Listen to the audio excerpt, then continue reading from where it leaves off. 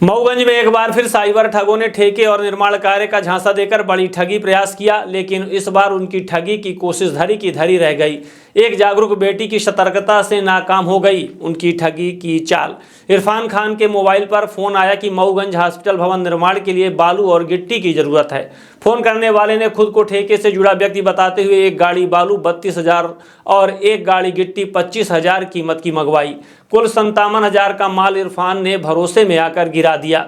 जब भुगतान की बात आई तो कॉल करने वाले ने कहा कि उसका बेटा सिक्किम में फौज में है, वही पैसा ट्रांसफ़र करेगा। खाते के लिए इरफान ने अपनी बेटी का अकाउंट नंबर दे दिया, क्योंकि उसी के खाते से निर्माण सामग्री का लेन देन होता है। इसके बाद ठगी का असली खेल शुरू हुआ। सामने वाले ने बेटी को फ़ोन कर कहा कि फ़ोन पे से 10 रुपये मेरे खाते में डालिए, तभी पैसा आपके खाते में आएगा। बेटी ने तुरंत मना कर दिया और कहा कि आप फ़ोन पे से भुगतान करें। ठग बार बार दबाव बनाता रहा, लिंक खोलने और उसके बताए तरीके से भुगतान करने को कहता रहा।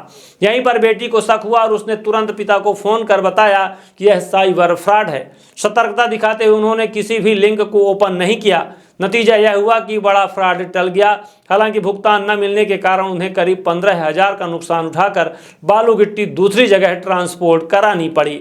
इरफान के अनुसार पहला फ़ोन करने वाला खुद को लौर थाना क्षेत्र के पटपरा का निवासी बता रहा था। उसका नाम बबलू पंडित बताया गया। उसी ने बाद में डॉक्टर बताकर दूसरे व्यक्ति से बात करवाई। पहले कॉल दूसरे नंबर से किया गया और इसके बाद दूसरे नंबर से। यह घटना साफ बताती है कि साइबर फ्रॉड से बचाव का सबसे बड़ा हथियार जागरूकता और सतर्कता है। मामले एक्चुअल एक पटपरा का रहने वाला व्यक्ति था। वो हमको लगाया कि मैं एक नंबर दे रहा हूँ डॉक्टर साहब को, तो आपसे बात करेंगे मटेरियल लेने के लिए, बालू और गिट्टी के लिए, जो मऊगंज हॉस्पिटल में अभी नया काम लिए हैं करने के लिए। इसके बाद 2 घंटा बाद हमारे पास फोन आया, बोले मैं डॉक्टर बोल रहा हूँ, हमको एक गाड़ी बालू और एक गाड़ी गिट्टी चाहिए मऊगंज हॉस्पिटल के पास। तो आप वहाँ पे चले जाइए, गेट के पास लोकेशन देख लीजिए और उसी लोकेशन में हमको वीडियो कॉलिंग करके दिखा दीजिए, तो हम जगह देख लेंगे और वहीं पे आप मटेरियल गिरा देना। इसके बाद हम शाम को आए तो देखे वहाँ पे जगह, उनको वीडियो कॉलिंग करके दिखाए हम, तो बोले कि यहीं पे गिरा दो। सुबह का मॉर्निंग का टाइम था 7 बजे। उन्होंने हमको फोन लगाया कि भाई साहब, इरफान भाई, आप हमको मटेरियल गिरा दीजिए, सुबह जो है तो हमारा काम चालू हो जाएगा। मैंने 8 साढ़े 8 बजते हुए उनको दोनों मटेरियल, एक गाड़ी बालू और एक गाड़ी गिट्टी वहां पे डाल दिए। इसके बाद उनको फोन किए और वीडियो कॉलिंग का बना के उनको पास मैसेज कर दिए कि आप देख लीजिए मटेरियल यहाँ पे गिर चुका है। तो बोले ठीक है, मैं पैसा आपको पे कर रहा हूँ। तो बोले कि कोई नंबर दे दो, उसी में हम फोन पे पैसा करा देता हूँ। मैंने अपने बेटी का नंबर दिया, उसमें पैसा आता जाता रहता है, तो उनका नंबर दिया, उसी में वो बोले कि ठीक है हम पैसा डाल रहा हूँ। इसके बाद उन्होंने फोन लगाया कि मेरा बेटा सिक्किम में भोपाल फौज में रहता है, वो पैसा डालेगा आपके खाते में। तो उसका नंबर नहीं लग रहा, मैं उसको वीडियो कॉलिंग करके अपने कांटेक्ट में लेता हूँ, आप अपना नंबर बता दो। मैं अपने बेटी का नंबर बताया कि फला फला नंबर है, इसी नंबर में आप पैसा पे कर दो।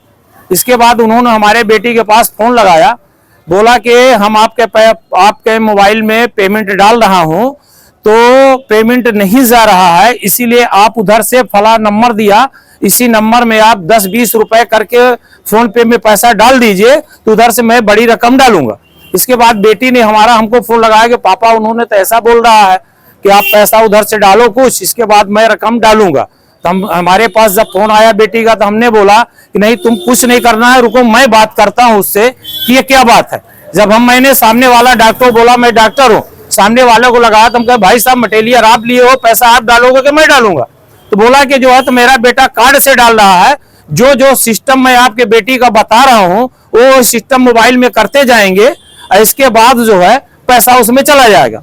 फिर हमारे बेटी के पास पुनः ने वो लगाया फोन और बोला कि मैं जो उसका मोबाइल का जो सिस्टम बता रहा हूँ, वो इस सिस्टम से आप खोल के और पैसा डालो उसमें, तब आपके पैसा चला जाएगा। हमारी बेटी बोली कि इस तरीके से कभी नहीं होता है। फिर मेरे पास पुनः दोबारा फोन लगाई, तो मैं उसको तेज आवाज से बोला कि आपको या तो फोन पे पैसा डालो या तो मेरे को कैश दो, इस तरीके के मैं आज तक पेमेंट नहीं लिया हूं। फिर हमारे बेटी के पास पुनः लगाया कि केवल आप 10 रुपए उसमें पैसा डाल दो, इसके बाद मैं आपको बड़ी रकम डालता हूं।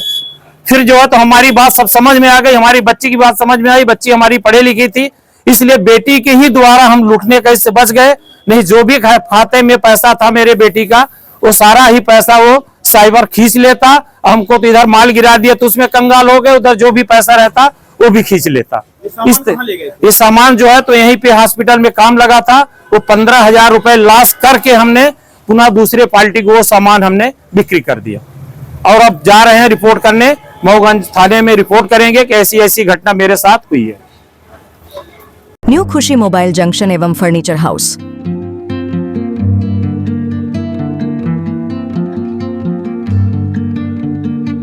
खरीदे सब कुछ एक ही जगह पर आसान सी किश्तों में।